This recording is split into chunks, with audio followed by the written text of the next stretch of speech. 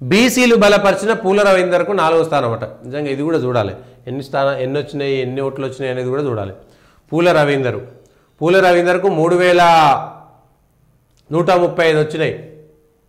BJP అభ్యర్థికి 2302 ఓట్లు వచ్చినాయి బీజేపీ అభ్యర్థికి.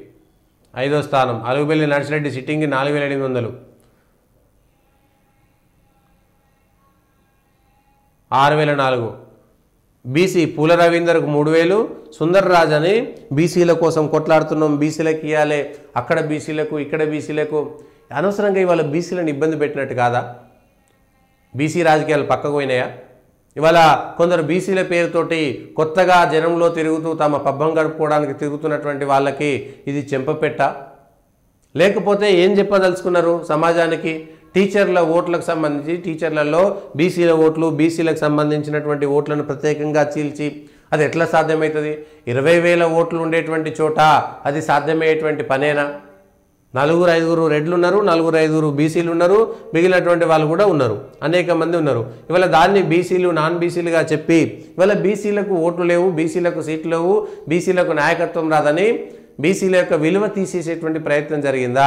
మళ్ళా వీళ్ళందరూ కూడా ఒక్క అభ్యర్థికి చెప్పలే. కొందరేమో పూల రవీందర్కి, కొందరేమో సుందర్ రాజు యాదవ్కి ఒకరికొకరు చెప్పుకున్నారు. అలా ఒక బీసీకి ఎందుకు మద్దతు ఇవ్వలేదు? 2-3 బీసీలకు ఒక్కొక్క బీసీ సంఘం ఒక్కొక్క దగ్గరికి ఎందుకు పోయింది? బీసీల మీద ప్రేమ ఉంటే ఒకే బీసీ అభ్యర్థికి ఇవ్వాలి కదా, కానీ వాళ్ళ రెడ్డి సంఘాలు ఎవరు కూడా ఏ ఒక్క రెడ్డికి అవకాశం ఇవ్వలేదు కదా. ఎందుకు? ఈ విషయంలో బీసీ నాయకులు తమ వ్యక్తిగత స్వార్థాల కోసం బీసీ కార్డును వాడుకుంటున్నాయా అనేటువంటి విషయాన్ని కూడా ప్రజలు ఆలోచన చేయాలి. ఇప్పుడు ఏం చేస్తున్నారు? బీసీలకు తెలివి లేదు, బీసీలకు రాజకీయ చైతన్యం లేదు, బీసీలంతా పిచ్చోళ్ళు, ఆ బీసీలంతా కలిసి ఈ నాశనం చేస్తున్నారు, బీసీల కోసం ఏం చేసినా వేస్ట్ అయినటువంటి ఒక మాట తీసుకొచ్చి దీన్ని ఒక ప్రాపగండా చేసేటువంటి ప్రయత్నం చేస్తున్నారు. మీరు చేసింది ఏంది? మీరు పద్ధతి ప్రకారం పోయినరా లేదా?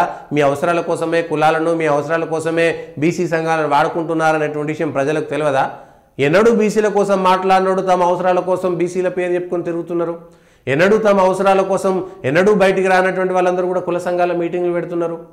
ప్రజలకు తెలియదా? ఎవడు కులాన్ని వాడుకుంటున్నాడు, ఎవడు బీసీ సంఘాన్ని వాడుకుంటున్నాడో తెలియదా? అంతకుముందు ఎందుకు లేదు ఇదంతా? చెప్పాల్సింది. అంతకుముందు మాకు తెలివి లేదు రే, ఇప్పుడు తెలివి వచ్చిందనేటువంటి విషయాన్ని చెప్పాల్సింది. ఎందుకు చెప్పలేదు? ఈ విషయాన్ని ఎందుకు మాట్లాడలేదు?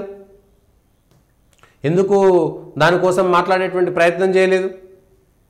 చేయకుండా ఇవాళ బీసీలని తప్పుపట్టేటువంటి ప్రయత్నం సాగుతున్నది. బీసీలను తప్పుపట్టేటువంటి ప్రయత్నం సాగుతున్నది.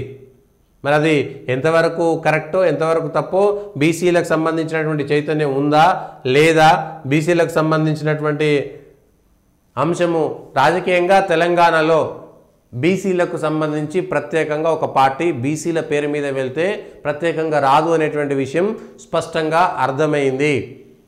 బీసీ ముఖ్యమంత్రిని చేస్తామని ప్రకటిస్తే బీసీలు ఎవరు కూడా బీజేపీకి ఓటేయలేదు కదా, లేదు కదా. బీసీనే ముఖ్యమంత్రి చేస్తామని చాలా స్పష్టంగా చెప్పారు. మరి ఎందుకు రాలేదు?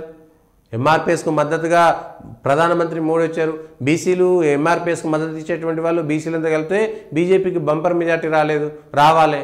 ఎందుకు రాలేదు? మరి అంటే ఎక్కడో తేడా ఉన్నది. తెలంగాణకు సంబంధించినటువంటి సమాజంలో ఉండేటువంటి ఆలోచనకి పార్టీల ఆలోచనకి మధ్యన చాలా వ్యత్యాసం ఉన్నది. ప్రజలు ఏం కోరుకుంటున్నారో అది ఇవ్వాల్సినటువంటి పరిస్థితి. లేదంటే మీరు ఏం చేయదలుచుకున్నారో ప్రజలను ఆ విధంగా తిప్పాలి, ప్రజలను ఆ విధంగా మార్చాలి. రెండిట్లలో ఫెయిల్ అవుతున్నారు.